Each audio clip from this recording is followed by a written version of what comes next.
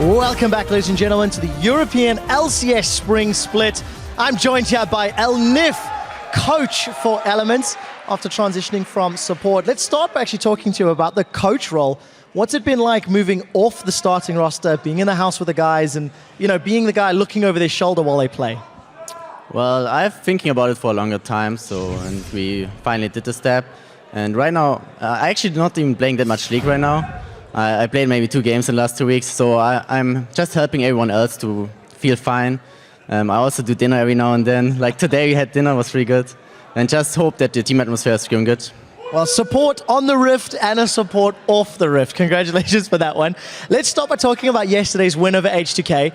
They were touted by many to be one of the strongest performing teams, but you guys seem to dispatch them relatively convincingly.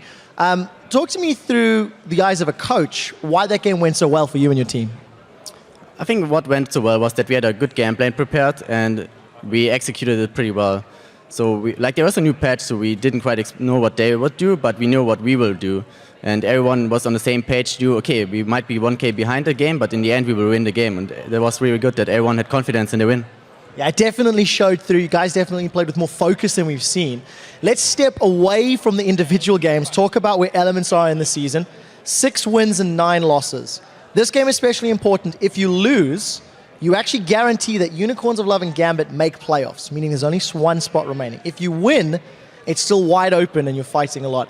How much does that impact you and your players' mindset, knowing how risky it is to maybe not even make top 6 in playoffs?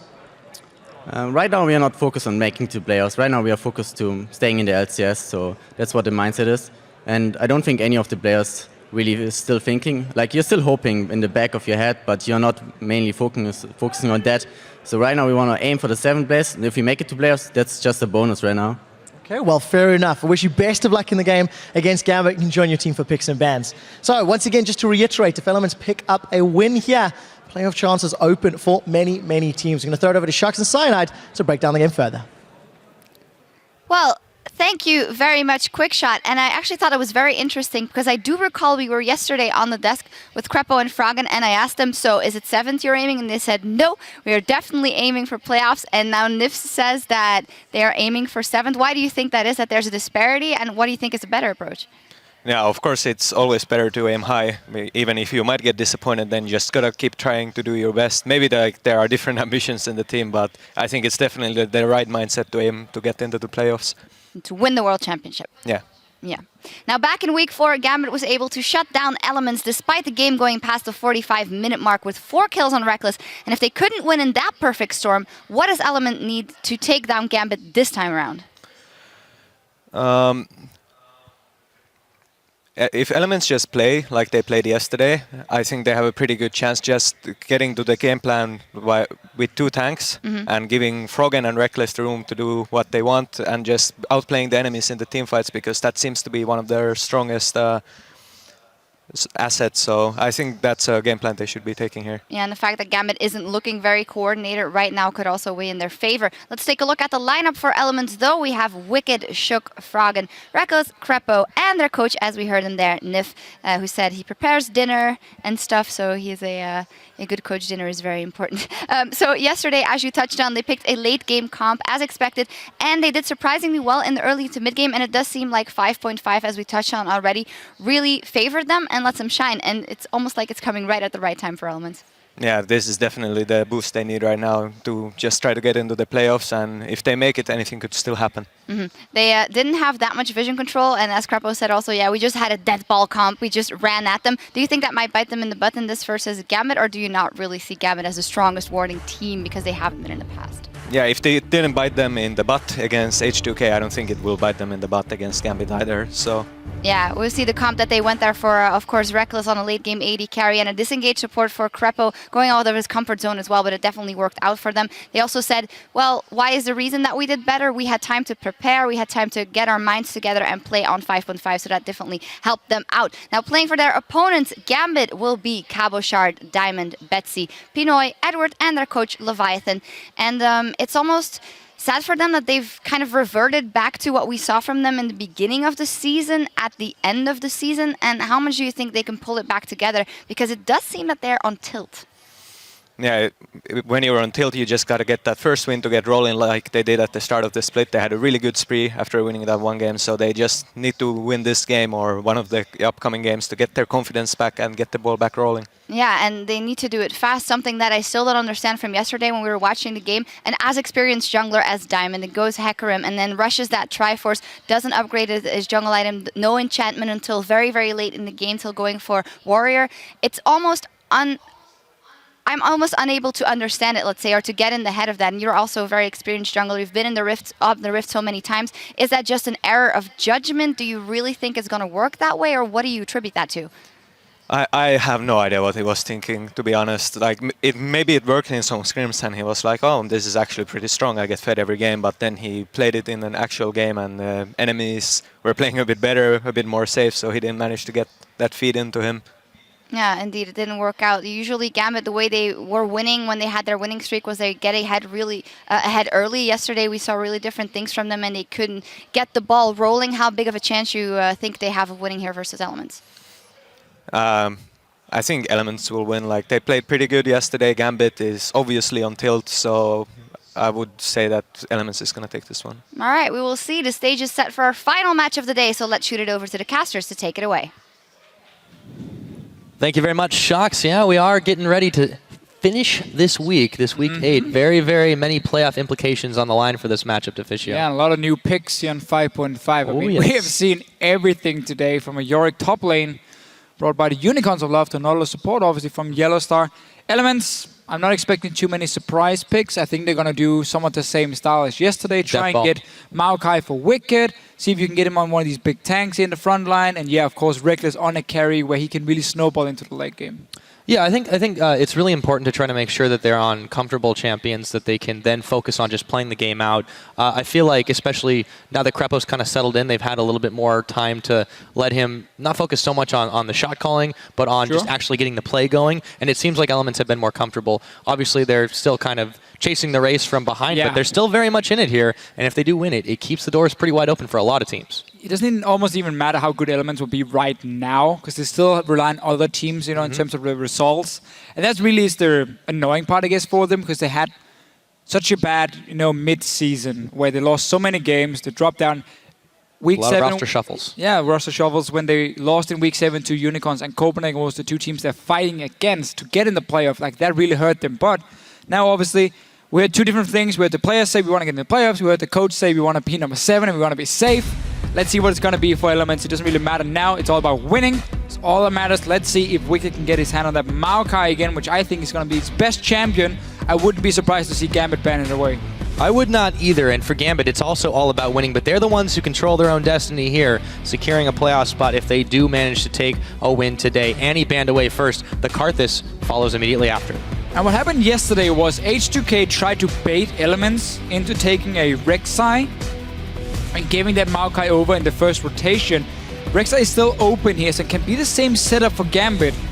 I just don't think they're going to benefit that much from getting Rek'Sai themselves, even though she is, of course, a fantastic strong pick at the moment. Instead, cast this ban against Froggen. We can see the Z many times before against Betsy. A lot of target bans, though. Kalista against Pinoy. Okay, so Maokai Rek'Sai is open. Which one does Elements go for? I mean, I think you should go Maokai. I mean, it's such a good pickup, and there's so many tier 2 junglers still to go for. You can go Nuno again. You can go exactly the same comp. You can go Nuno, you can go for the Jinx and the Janna, and you have a 6 setup already. Yeah, they're really not worried about anything. There's so much that's been left open and available to them. And of course, we've been talking about this all throughout. The patch 5.5 has just made so many things available to a lot of players. Now, on Gambit's side, what do they want to go for? This is really the curious thing. We've seen a lot of interesting jungle choices. We have seen jungle choices today. I don't know if that's where they're even going to make it go. I mean, Rek'Sai would be the obvious one for Diamond here. Also to make sure Shook doesn't take it. I'm not sure how much this Maokai pick hurts Capo Shot, because he's not been played it at all. I mean, he used to be a Maokai player, like go back a year, but here in the LCS, he's only been playing for these carries here. You can go like the likes of Morgana into a Maokai, you're gonna win the laning phase very easily, and you make it tough for the Maokai to engage onto your AD carry, which is a pick we have seen him play. He's undefeated on it, so I wouldn't be surprised to see that one come in from Capo Shot later on, but no Rek'Sai it seems. Okay, so we're going to see a bit of a last-second switch-up. It looks like that's what they're going to go for. Okay, no! there it is. There we go. There's the Morgana for Cabochard. There's also the Nidalee lock-in for Diamond. A lot of people have been abandoning the Nidalee, but not Gambit. No, and look at the setup already. So you got the makings of a bit of a poke composition, where if you have Morgana and Nidalee together, if you land that binding, the spear will follow every single time. And it can be tough for Maokai, as we mentioned, to engage against the Black Shield. And if Elements are going to run the same composition as yesterday, where they have the Nuno jungle from Shook, then they're not going to rely, or they're going to 100% rely on Wicked being able to start these fights. And you know, for Gambit's side especially, it's not only Cabochard that's had a great time with Morgana. Edwards actually played it 3 times. He's been undefeated in those games that they have. Flex so pick, this is a great flex pick for them. Betsy, while he still favors the more assassin-y flavor of mid laners, that's still technically something he could pick up. They haven't revealed much in this situation. Let's see what elements reveal in this round of picks. I would like this pick up a lot here from Elements. As long as they can control Nidalee early, you get a second set of engage here against the Morgana, and this now instead of just a single target snare, it's the AoE obviously coming from Sejuani ulti, making it a lot harder for Cabochard to find a target. Also, Janna takeaway prevents Gambit from doing a double protected carry composition, but also Lulu being banned. Yes, and also Gambit still has a lot that they want to mull over here. You can see that the mid laners, the AD carries, have been like the ones that have fallen down to the last. They don't want to reveal their carries so far. We'll see what Gambit does choose to take as they still sit on the hover. Should be the AD carry pick up here for Pinoy, and you save the last pick for Betsy. And you take it away from Reckless too. Exactly. You're expecting Elements to run the Jinx again with this double tank, which we talked so much about yesterday, how it would benefit them as a team. And then you have Crepo on the disengage. So I like the takeaway here. You got at least the Morgana, but Thresh itself, I mean, you're kind of running out of peeling options. Thresh probably comes in as one of the best now with Lulu being banned. Nami could also have worked out for them, but instead they want that Lantern and the box from Eddie. Thresh Jinx is very much, you know, one of your old school, give the immobile AD carry mobility and a lot of saving options. Also, the same thing can be said for a lot of these, we could say, less tanky members of Gambit Gaming now. So we'll see what they round the comp out with. But meanwhile, Elements, they're on their last picks. They still need an AD carry and a mid laner. What do Froggen and Reckless take? Well, Elements can still run Tristana if they want some sort of late game. Here it's just very weak early on. Otherwise, you just swap it over. You go to the likes of Illusion with enough protection. I mean, his late game isn't horrible. He's not a hyper carry, but he will do fine at all stages of the game. So I feel like there's quite a few options here. But that takeaway with the Jinx from Gambit was very smart. The question is just, do they have enough protection for him? And there's the Illusion. And we get to see Caston back again. Yeah, this will be his first return from the blind pick. Nerf Hospital. Ooh, blind picking the Cassadin. He's still, I mean, the nerfs are now the small buff, or small buff, fairly large buff. Still made him somewhat weak compared to what he was before. I think he's a lot better now. I think he's definitely viable. I think, though, it's just risky to blind pick him.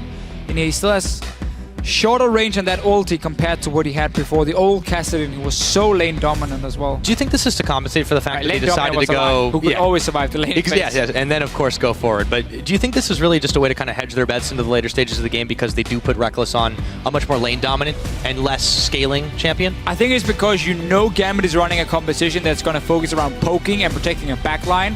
New Cassadin now, late game with 0 cooldown reduction, has 2 seconds on his ulti at rank 3.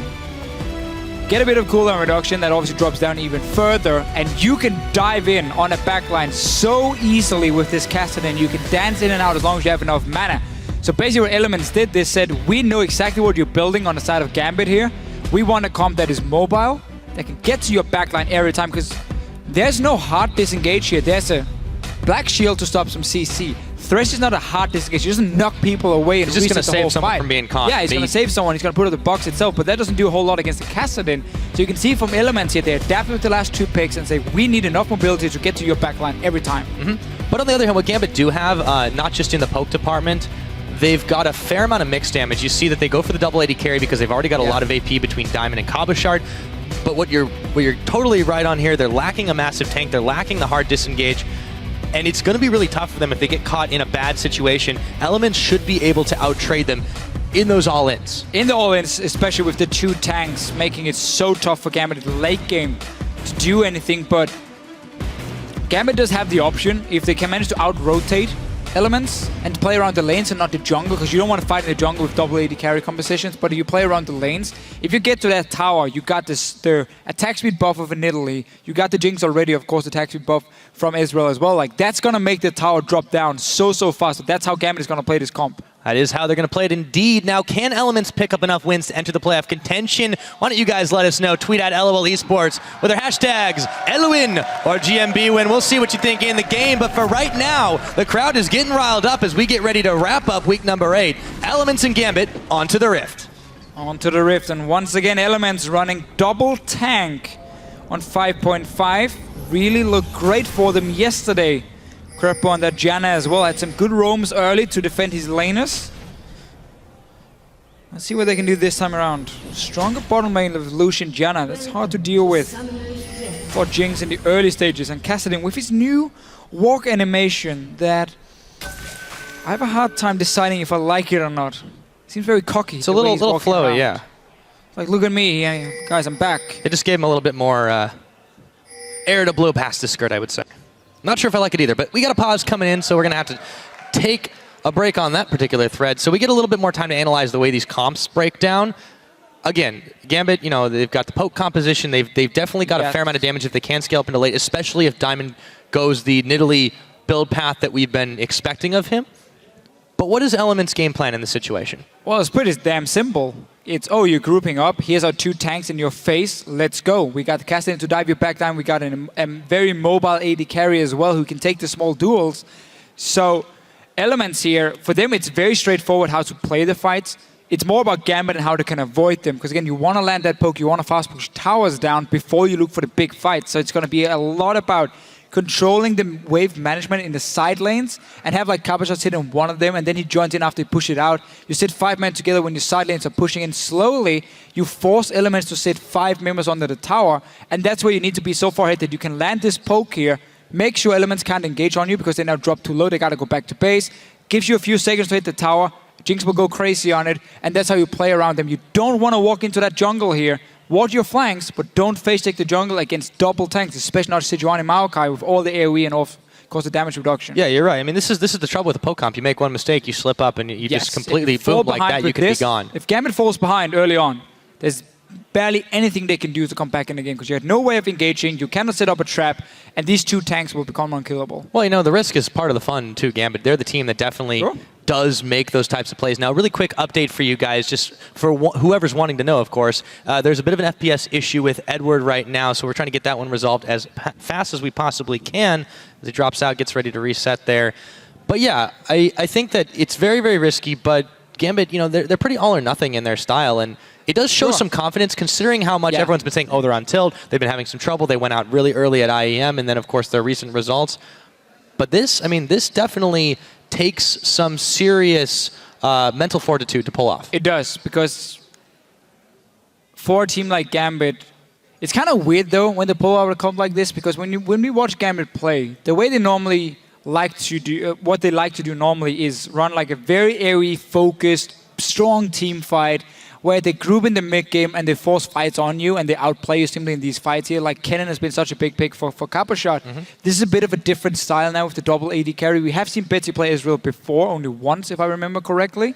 His very first game in the LCS for Gambit. Wasn't incredibly impressive, but didn't they did really win. do a whole lot, but he didn't have to do anything. I remember them winning the game fairly easily, but still, it's very different here. This is not an all-in, just let's go team fight. So we're going to have to see if the strategic approach is good for Gambit, because it's where they've been lacking in the last few weeks, where it's been more about just brawling and like use your individual skill and not really your strategy. Yeah, exactly. And of course, there's always the unpredictability of where what they're going to build in these situations. We've seen Kabashard on this Morgana. Again, we've mentioned how he's undefeated on it. Has gone a number of different builds. He's gone the typical more CDR focus. He's then gone the full nuke AP, which just hits you like a train. And also, you know, we can see Diamond probably going for that more later game, if he can pull it off again, the Rod of Ages. But he then again maybe mixes it up and goes for the more traditional, really quickly finishing up the Magus enchant. I mean, there's a lot of options here, and this is the kind of thing Elements can't necessarily prepare for. And they're not always the team that reacts that quickly on the fly either. No, that's very true. I would prefer tier from Diamond here. Sit on the Hunter's Machete, get tier on your first back, stack it up, because then you hit it around the 17-18 minute mark, which is where Ezreal is going to sit on a Man Immune and potentially like a Sheen. So he's also getting fairly strong at that point, and that's where you start grouping really, and you start putting pressure on these towers here and land some poke.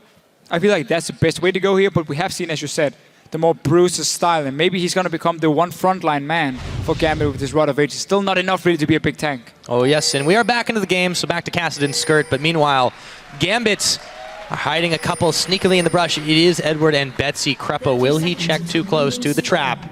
Doesn't look like it for now. No, it's just there for safety. They wanted that ward around the Grumpus. So as we so often see, in case it is a 2v2 lane, you want to get that information if they're starting on a camp. Gambit is invading in, warding on the Raptor, trying to spot Wicked, and he's start here with the saplings, but he's already moved over to the Wolves instead, setting up his own little sapling trap, I guess. Trying to trap these poor little wolves. They spawn, they get exploded. Minions have spawned. Yeah, that's a very quick lifespan. It's kind of hard if you're a jungle camp on Summoner's Rift, that's for sure. We talked about the dragon, but how about the wolves? I had Baron Nashor call me out on Twitter because I said he's going to die now, and it's how it is. I mean, he didn't like it. It's Dude, tough. he's royalty, man. Get careful who you offend. It's very true. So Wicked is going to start the Merc Wolves here. Going to get them down, get the instant level 2. It's going to be a lane swap from Gambit. No real surprise when you consider the Lucian Janna lane is a tricky one for Jinx to deal with. So Wicked is going to be able with this start. No freeze from Elements in this case here. They're going to push it in instead against the Morgana, which can be tricky because Morgana is one of the best top laners at getting nearly all the farm in a lane swap, and so risky as well to dive with the binding with the Black Shield. If you get caught under that tower with the aggro, you will end up giving a kill to Gambit. And now Gambit, just Pinoy is going to be pushing out, or rather freezing out, while you see Cabochard making his way down to the bottom. Edward actually, though, causing Shook some...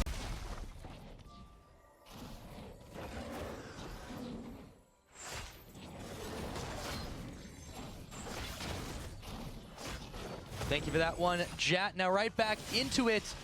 We are going to see Edward and Diamond trying to make some life hard here for Shook by taking away his blue buff. There's a lane swap, of course. To recap things just a little bit, Pinoy is going to be soloing up in the top lane. Eddie's going to join him in a moment. Just to quickly talk about the two compositions here. Gambit obviously running double AD carry. I guess we can go back to that one because now Wicked diving Cabochard. Yeah, we'll come back in just a moment. Cabochard looks like he's not long for the rip, but Wicked going extremely low. That is going to be first blood picked up by Reckless, but man, was it close for the tree. Yeah, but a very important play from Elements here, trying to shut down Cabochard. He does have teleport ready and can always return to the lane, but to break down these comps, we got double AD carry composition from Gambit, very kite focused, very poke focused, and at the same time, you have the ability to fast push down towers because you got the attack speed buff from an Ezreal, from an Italy onto a Jinx, who will obviously melt these towers. So the whole goal here for Gambit is to get a global gold lead through towers in the mid game, while the likes of Froggen takes time to scale up on this Kassadin. And obviously Elements running double tank, insanely strong late game composition. If they reach that point, that's going to be the big question here, if Gambit can shut them down or not in time. That is indeed. So Edward now taking his place down on the bottom side. He's going to trust that Pinoy will be perfectly fine up there dealing with Wicked. We'll see how that one does go. Frog and Betsy just trading a little bit of poke, while Diamond continues to make his way through the Elements jungle and just try to keep Shook from grabbing just about anything. There we go, starting up on the Krug, smites on down. And there's no way Shook can get back there in time to grab it. And Diamond really using Italy's early power here, invading into the jungle of Elements, and also knowing that Eddie is now on the bottom side of the map together with Cabochard. So there are basically 4 members on this bot side, meaning Diamond can kind of do whatever he wants. As Sejuani can't really challenge in Italy in the early game. So Diamond playing a bit aggressive, and I like it. Oh, definitely. And I feel like, yeah, it's really a very safe way to do things. Speaking of safe, Pinoy, I mean, normally you don't want to leave a Jinx alone too long, but Elements aren't interested in putting too much pressure right now on Pinoy himself, and it's really just Maokai just trying to poke him away, but he's being denied a fair amount of CS compared to his top lane counterpart in the bottom. Basically, Elements is happy leaving Wicked on his own just to get solo XP, while Cabochard is having to share with Eddie down his bottom lane here, so they're trying to get a bit of an advantage for Wicked. He's obviously behind in farm, which we very often see when you're against Morganas in the lane swap. She just sits there and puts down the pole. Last hits, I mean, very, very simple and very hard to deny here. Diamond once again in the jungle here. Really try to dive on Froggen. He's very low. He lands a spear here. Oh, Froggen is going to walk away from it. So meanwhile, down in the bottom, Edward could be in a bit of trouble himself. Reckless going to dodge out the Dark Binding. They throw the Tormented Soil down, but they don't have enough left in the tank. Reckless and Krepo are going to back off of that one. Meanwhile, Diamond continues to just take the jungle away here from Shook. Stealing everything, still not gone back to base, sitting on that Hunter's Machete. Now he's going back. Level 5, I mean, that means really a lot of camps being cleared. 25 CS before the first pack. That is very unusual compared to what we normally see from junglers here. I mean, look at on the side of Shook, already gone back. Got the Trailblazer, got a few more wards. Looks like Diamond will follow suit there, but he was also able to pick up the Fiendish Codex for his own. So we don't see the tier start from him. He's definitely looking to get a little bit more power now. Yeah, Diamond's not really been a guy who liked the tier start. I've never seen him do it, at least on the likes of Nidalee. Always aiming more towards instant power in the early game. And with the way he's been playing so far, invading into the jungle here, trying to take advantage of Shook being on this Sejuani, has paid off for him. Betsy and Froggen fairly even in this mid lane. A lot of minions to be picked up here for Betsy though, so slight CS advantage, and already has that early tier stacking up for him. And he's been able to take away quite a lot. You see him in the top, he's getting pinged out right now, so Wicked's going to know this is going to be happening if it does happen at all. And, you know, if there's any doubt, there's a little sprite able to reveal his presence. What is that? Diamond. I call it a sprite. Ghost thing? It's a wisp, maybe? A wisp. Yeah. Will-O the Wisp. The worst card in Hearthstone history. Yes. Well, Diamond, yeah, around this top lane here. It's a bit of a sidetrack. Yeah, we're getting back to the game. He's spotting Shook with that ward here. He can go for him, but he needs to be careful because Wicked is nearby. Yeah, oh, he's actually going to leap on in, but Wicked's right there, leaps on out after the fact. Gromp is actually helping out. You know, Diamond's on his own here. Yeah, Pinoy's not going to be able to help him at all, but Wicked, I mean, you got to wonder, though, because there's just a fair amount of damage coming out of Diamond right now, and he's just continually trying to harass and bully elements. Really shows how strong and confident Diamond is at this point. I mean, when your AD carry recalls right next to you and you still go for that little trade, trying to force a flash from elements, you know you're feeling good. Again, with the early Codex straight from Magus Enchant from Diamond. No tier, no fancy slacking around. Nope. Straight to action for him. Straight to action indeed. Now the mid lane, slight level advantage for Betsy over Froggen. Has been keeping up and up on the CS number, stacking that tier up as he goes. Continue to trade out a little bit of damage. I wonder how this one will turn out, just considering Froggen. I mean, this is very much a survive kind of lane. Yeah. The junglers haven't been putting a lot of pressure on it specifically. Question is, where does Gambit go from here? Reckless and Krepo, they're perfectly content to keep this one going. The longer the game goes, the better for them. Problem is just that Cabochard has really been able to farm a lot here. Again, denying Morgana is extremely difficult. And as you said, yeah, Elements want to go to the late game with their composition. The Kassadin, while they did get a few buffs in 5.5, the ulti especially has been buffed quite a lot. All the way down to 2 seconds cooldown now at level 16. He still needs to get to that point. He's lost some damage on his Q. Obviously still shorter range on the ulti compared to what we're used to, so it is pretty difficult playing the laning phase as a Kassadin at this point, and it's all about surviving, all about picking up as much farm as possible.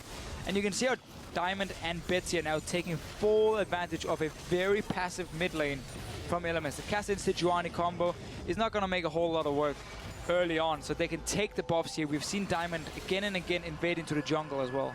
Yeah, he gets the Magus Enchant too, so he has that extra bit of damage. Now he actually might really quickly find out Shook, or is it Shook that finds him as he was in the middle of taking the Direwolf camp?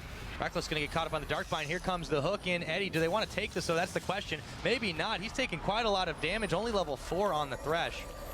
As we mentioned in the Champ Select too, there was the not a whole lot of tankiness on the side of Gambit. They're going to be very careful with this composition. Oh, that's very, very true. It's a kite composition. You never really want to be caught in a straight-up team fight, because that's where the 2 big tanks from Elements and all the CC they provide is going to make life very difficult for you. Instead, it's about kiting, landing the poke, and of course pushing down towers whenever you get a chance.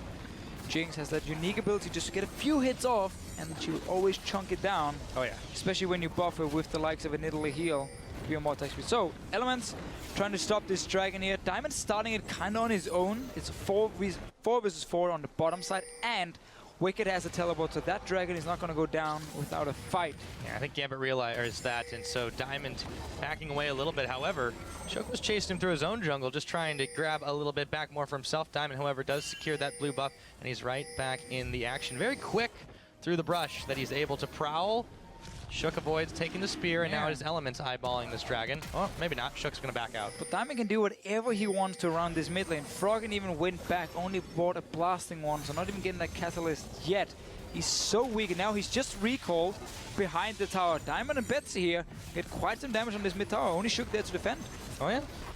They are indeed getting quite a lot of damage out on it, and Shook just really can't move on in. It's just trying to clear the wave, but he's taking a little bit of damage for his own trouble. This could actually go down. Not quite yet, though. The rest of the cavalry was due to arrive, and I think they take the smart path out. Meanwhile, down to the bottom, Kabashard, Eddie still giving Reckless a little bit of a hard time on his own now. And this back here from Froggen was simply forced onto him because he only had that blasting one from the first back timer. So clearly he's been forced back before he hit that 1200 gold mark. And therefore had to go back a second time, and Gambit took full advantage of it. Poking down these towers is going to be super important when you consider the fact there's a low amount of wave clear from Elements. And if the first tower falls, then it's very easy for Gambit to rotate to the next lane and do exactly the same. Just fast push him down, punish Elements for lacking wave clear. Yeah, they never even have to try and fight him. It's just a very objective, focused gameplay. No, there's no reason to. I mean, this is the kind of thing that Gambit can do unpredictable moves, but here we go. Elements now are pushing on the dragon itself. Here comes the true shot barrage from Betsy. That's going to come way too early, unfortunately. So they will reveal that's happening, but there's a little they can do to stop it, short of maybe a Jinx rocket coming in. No, it's intercepted by Krepo. And dragon number 1 goes over to Elements. Alright, so again, they take advantage of the fact they have Wicked with TP in the top lane, and as you could see, Pinoy was back in base. So there was finally a time for Wicked to push out the wave, not risk his own tower dying if he teleported down towards the dragon. It's a nice little setup from Elements, and I still find it super funny to watch Castellan walk around after the change here. Dude, he's got some new spring in his step, that's for sure. I'm not sure what's going on. I guess he needed it because, you know, his rift walking was a little bit rough for a while. That's true. How do you walk like that with your arms, though? All the way out to the side. I have absolutely no idea. Anyway, Ezreal. It looks pretty cool. Yeah. Betsy, he's got a little bit of swag in his step as well, even though he hasn't been able to pick up anything on the scoreline. He's been perfectly fine at just poking down towers, taking objectives. Pinoy, meanwhile, has been doing the same to El Wicked, who is having some trouble dealing with the Luke's cannon up in the top. Yeah. Can't do a whole lot. Gonna join soon, too. Can't really do a whole lot on a Maokai into a Jinx here. Ooh. Just a bit of a farm lane. Oh, Betsy. Wow, that was a miss. That was indeed, but he arcane shifts away, so no harm, no foul. Here comes Shook, gonna find a pink ward in the brush, so his gank plans will be foiled for the time being. Wicked still getting pushed back in the top side. It looks like Gambit might want to start taking objectives. Eddie just joined him. This means now Pinoy can finally start pushing down that tower. He has the lantern for safety. Even Diamond is showing on the top side of the map. He is spotted by Elements, but this tower should go down fairly uncontested. Simply also because Pinoy has been poking it the entire time in that lane. So notice how Gambit, they kept coverage out on the bottom side, saying, you know what? We're just going to have you farm here. We're going to take that one-on-one with Pinoy versus Maokai because we know he can get some damage on the tower. First auto turret is gone. Mid lane is fairly low. Bottom lane is, of course, on full HP, so that's going to be the last one then for Gambit to aim for. Yep, they are going to be able to push in this middle one, too. Element's just a little bit too slow to react. Down it goes. So just like clockwork, 2 towers taken out, but there's going to be an answer in the bottom. Reckless is able to pick one up for himself. Kabashard was pushed back by himself. Wicked now could be in some trouble. Flame Choppers are down. He dodges them. Still, as tanky a tree as he is, can't be careful now. Betsy is in trouble, but so is Froggen. He's not going to be having a good time. Oh, and Betsy just avoids all the damage there as he gets out. Wicked now in some trouble himself, with Vengeful Maelstrom on, trying to deter any further pushing. But Gambit, they've got another wave at their back, and they've got some defense here, some backup. Let's see if they use it. You can see how Froggen was trying to bait this one, so he jumped in on Betsy, hoping that Shook will come in, obviously from the flank, but simply didn't happen. The rest of Gambit were nearby, and Betsy dancing around here. Quick on his feet, and Wicked is in trouble. Oh no, oh no, the rocket comes in. Krepo couldn't save him with the monsoon, and they can't save the tower either. 3 towers gone. They didn't take the bottom, but they managed to get 2 in the top, 1 in the middle. Elements, they're starting to lose out on some serious gold here, and Gambit are kicking up the heat. 3 very quick towers for them. Showing what you can do when you have a Jinx and you give all this attack speed from an Ezreal, from a Nidalee. You destroy the towers super easily. Yeah, Gambit have been able to group up for these objectives quite quickly, and the problem for Elements here is they're starting to run out of towers. Maybe not on the bottom side, but if they keep moving around like that, Gambit are in a good position to grab a serious gold lead in this game. Not a whole lot Elements can do to stop them right now, at least from pushing in. You have the Lucian now swap to the top side. We see even the early attack speed boots being built for Reckless. So really aiming to just fast push down these lanes. See if he can respond with the tower himself. It's only Crepo and him on the top side. Meanwhile, Gambit, you see if Pinoy is putting the focus on the bottom lane too. Pushing 2 different lanes at once at least here. Gambit and Elements. Yes, indeed. Now, Reckless is going to try to push up on the top. And meanwhile, Pinoy's going on the bottom. Looks like we might be in for a tower trade, but Pinoy should be the one to get this a little bit quicker. Maybe at about the same time, as he had a little bit of help from Crepo in the top. Reckless did, that is. Yeah, basically just trading. Kind of the only thing Elements can do. You can't really sit back and try and wave play. You only got the ulti from Reckless to kind of hold off these waves here. Casting doesn't offer a whole lot. Maokai obviously, yeah, he's going to throw a sapling and then what? So trying to trade a tower here is not bad from Elements. The problem is they're already given up 4 towers now, falling quite far behind in gold. And Gambit doesn't really have any reason to stop. There's nobody's tanky enough yet from Elements to engage. You can see a large amount of backs here from Elements too. So looks like it will be Diamond and Edward moving back into the jungle. Diamond has just been so tenaciously moving through this jungle and trying to deny Shook and just trying to make sure they have the vision. Look at those wards on the bottom side. They've just got it lit up like a Christmas tree. And they're hoping for a present in the form of a playoff ticket after this one. Game's making it very clear where they want to put their focus. Right now it's going to be the bottom side of the map. Eddie and Diamond might try and go for Wicked. They're pinging on him at least. Pinoy's here as well, but they got to lock him down.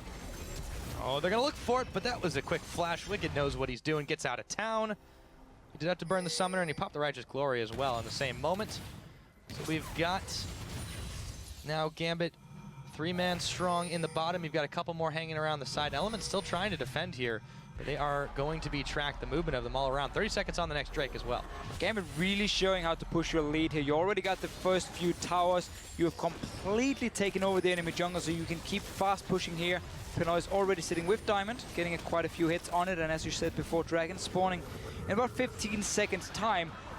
Elements shouldn't get anywhere near that Dragon with all these wards from Gambit and the control they do have in these lanes. As long as they keep pushing the mid lane as well, they will slowly but surely take down the towers. Now they're back towards the Dragon. Froggen and Elements are nearby. Do they want to contest this, though? That's a question. Not really in a good position to do anything, though. So quickly, and the sapling toss-in is just going to be a little bit too late. Would have been a long shot either way. But now Gambit grabbed themselves their first Dragon. 18 minutes into the game is 2-1. The scoring kills been a little bit low on those, but Gambit, they're playing the objective game. And Elements, all they're trying to do here is force Gambit away from their tower. So by moving them into the mid lane here, you buy a little bit of time at least to reset the side waves, or you would think so, because now Pinoy has shown himself in the bottom lane. Back to pushing in. You still got some of those wards in the jungle. No real reason to stop from Gambit's side. Need to be a little bit careful though about fighting in here. A lot of AoE damage, or well, AoE CC from the likes of a Sejuani and a Maokai. Jungle fights could get hairy, but towers are what they're interested in right now. Pinoy's going to get knocked up. True Shot Barrage comes in, clears a few minions, and a chunk out of Crepo's health bar. And they do take down another turret. 5-2 now in the lead for Gambit. Such a well played early, or mid game, I think we should say. It was fairly even leading up to like the 10-minute mark. We were in the lane swap. Nothing really happened before, and it was just fairly standard lane swap laning, freezing the waves at first, and then we just see Gambit turn on the power as soon as they hit that mid game. They turned on the power indeed. The question is, where are they going to go from here? They've got the gold lead. Let's see if they can convert that into the items they need to keep this one going. Baron's going to be available in the next 35 seconds or so, but I think it still might be a far cry. And with that, we're going to go back to the original audio, guys, and force Elements to play on their turf, on their terms. And Elements haven't been able to respond quickly enough. They're just giving up seeding objectives over. Yeah, they secured that early Dragon, but once Gambit has turned on the steam, it's getting harder and harder for them to really grab anything back here. And Diamond especially hasn't been letting up and making it hard for Shook to even grab his own jungle. Yeah, now only the mid tower standing still outside of the base of Elements. Can be the next option if Gambit groups 5 together. Obviously, you don't want Capuchat to sit with your team. Don't let him split push. You need that black shield to stop the hard engage from Elements. And if you can do that, I mean, that tower's going to go down as well. Froggen is still not strong enough to really fight. He's going to have to get a few kills in any kinds of engage.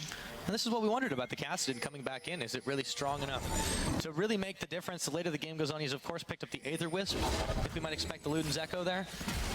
I would be surprised, but then again, you do move around a lot. You just don't really spam enough. I guess, okay, with the new ulti, a lot lower cooldown in the late game, we could see it have some effect on the Kassadin. He's got the pieces for it. He does have the items for it, yeah, in this situation. Not the same kind of ability spam like as say Cassiopeia. Oh, the fight's going to start. What a big Glacial Prison. Gambit, this is the hard engage that Elements needed. However, can they make it out alive? Wicked certainly not going to. It's a 1-for-1 trade. Top laner for support. Never mind that. Down goes Shook. Gambit turned what looked like a horrible situation into a 2-for-1. And that was close to the best engage possible for Elements, and still losing out here because they've fallen so far behind. And now look at this tower. It's getting melted. Nothing they can do. Elements really getting punished for picking such a slow composition by Gambit here. All outer turrets gone. Next target, I mean, you don't even care about going towards the base. You can still do it because you can take down these towers so fast. You don't really have to come to bait out, let's say, a Baron, because then you got to fight out in the open and you don't have the pressure of your tower pushing abilities. But Gambit really very far ahead in gold at this point. Been playing it super safe, but super well. Yeah, I mean, that was probably the most tense moment of the game for them so far, and they made it out quite well. They kept their heads cool despite the fact that there was just a massive Sejuani ult hitting 3 of them. See Froggen taking a huge chunk of damage again from the True Shot barrage. There's just so much presence, so much poke from this side of Gambit that Element's getting very flustered here. Froggen takes even more, has to Rift Walk. He's still got a decent enough range to get out of the way, but Gambit own this side of the map, that's for sure, and the wards are there to prove it. Setting up towards the Baron itself. Want to try and force Elements into a bad team fight. Obviously, if they never really show up, this Baron will go down against double AD carries, especially the Fed Jinx. Being in the dark. The Elements at this point here, they're moving towards it, they're pinging, but Froggen, he's very far away. Yeah, this could take some serious time, and I don't think they've got it. No, this they Baron got it. is going oh so low, it gets smited away by Diamond Procs. And now Gambit cleanly able to take that one. It's going to be revealed in just a moment, but it does not even matter. No. Elements. And while Gambit didn't have to come to bait out that Baron, they surely have to come to just take it for free if Elements is so far away and not reacting at all. And this is going to mean another push. You know, got the buffed up minions. Time is running out for Elements here.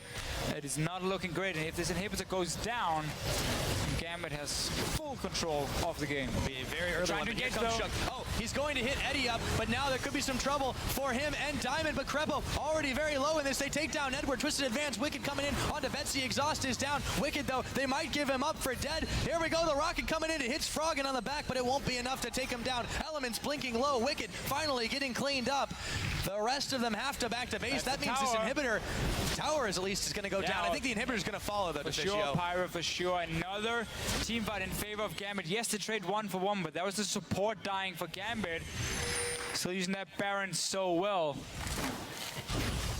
Showing a new way of really closing out games. It's been a problem for Gambit in the past, knowing how really to push that advantage, but clearly they know exactly how to play this comp here and how to punish Elements. Well, they had a very specific plan in mind, and they certainly have executed it so far. Turn up the steam, never let go, and snowball your way ahead. 5 seconds on the next Drake. They've got the vision control on that side. Meanwhile, Elements trying to make something happen in the middle, but Crepo might have checked a little too far forward. His shield will keep too much damage away from him, but still, there's the fight going to start. Betsy has to Arcane shift over. Diamond going to hop, and now Elements suddenly have control of this side. True Shot Barrage, however, is going to make Reckless think twice about trying to finish this off, or is it? They get the mid tower.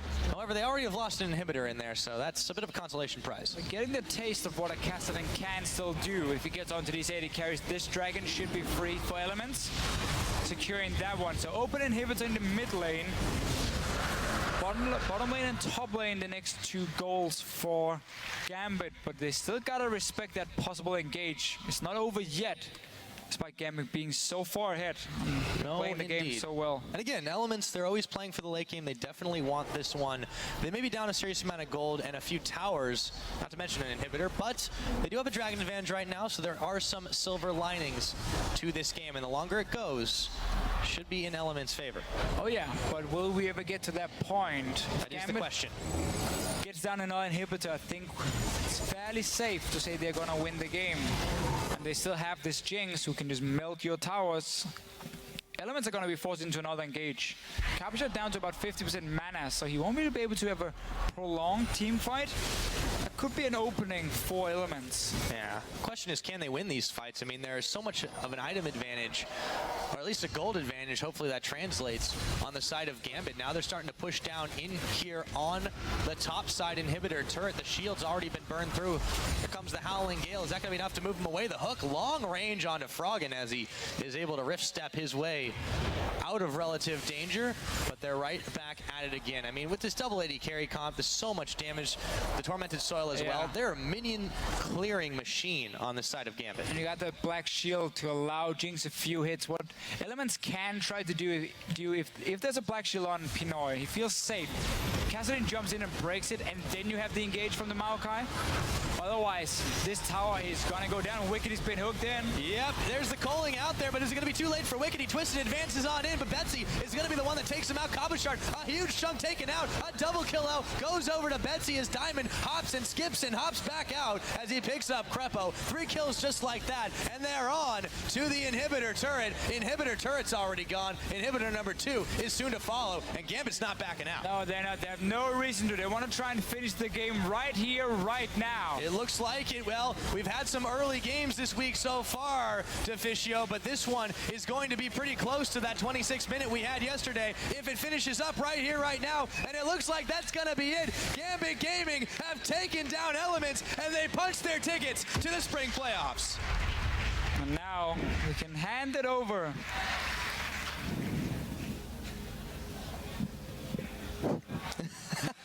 What a game, what a game. Definitely Gambit, what a game. Full control, honestly. Passive lanes, or at least passive mid laner and top laner in this case here from Elements. Really that Kassadin pick got punished in there by Betsy, or well, by Gambit coming in taking the tower. Obviously the top lane, we saw the lane swap, it kept going simply by being AD carry against the Maokai. It looked good for Elements in the start, but then suddenly Gambit just turned around and said, you know what, now it's time to take down these towers here. And while Wicked got a lot of XP alone, simply wasn't enough because these towers started dropping. That's where Elements didn't have any response. And this is just the way that you can beat Elements time and time again. They want the late game, they want the scale up. You don't give it to them any day of the week. You did see a few of the insurance policies coming in. You had the Rod of Ages, of course, completed by Diamond, but he still had some serious damage ramping up. Yeah.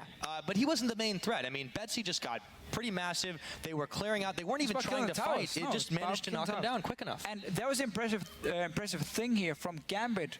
They showed they know how to close out a game, especially with a comp like this. They made all the right moves from the mid game towards the 26-minute mark where the game was over, basically. Such a well-played game and really no response from Elements. I think they're going to look at that pick and ban phase and say, okay, did we like wave clear? It was the thing we didn't touch on in the pick and ban phase, but if you look at Elements' composition here, culling from Lucian is the only wave clear you got. I mean, Kassadin is never going to get in to clear these waves here. So as soon as Gambit started pushing, well, there was nothing to stop them from taking towers. Yeah, there was nothing at all. They got all that global gold. They just steamrolled on forward. And Elements, they've got a lot to think about. But for now, that's going to do it for us. We're going to toss it back over to Shox and Cyanide at the analyst desk. Take it away. Thank you very much, Pyra. And while Elements, with that, they actually have secured the fate of the Unicorns of Love and Gambit. They have both locked in their playoff spots because of that. But I would like to touch on Elements' performance and maybe starting off in the picks and blind picking that Kassadin. Okay, he did get a small buff on 5.5, but it seems like an incredibly risk and not a risk you should take at this point. Yeah, like when you look at the comps, it looks like it might be fine for Elements because, okay, they have a lot of poke and they're just going to stay back and try to poke us, but we have Maokai Sejuani to engage with the Righteous Glory. But how it happened, it just Gambit completely snowballed the game. They just grouped early, took all the turrets, they had such a gold lead, and then Elements couldn't do anything. They just got poked down every time they tried to do. Explain to me how a team like Gambit, who looked like a solo queue team, honestly, at IEM, who didn't look good yesterday, decides to go for a double AD comp, a poke comp that requires quite a lot of coordination and is able to pull it off. Make some sense out of the nonsense. to be honest, they made it look incredibly easy. Like they just played solid early and they grouped turret after turret, just poking, and it looked like there was nothing Elements could do. No, absolutely. So really good on Gambit to kind of regroup after what happened yesterday and secure their spot in the playoffs.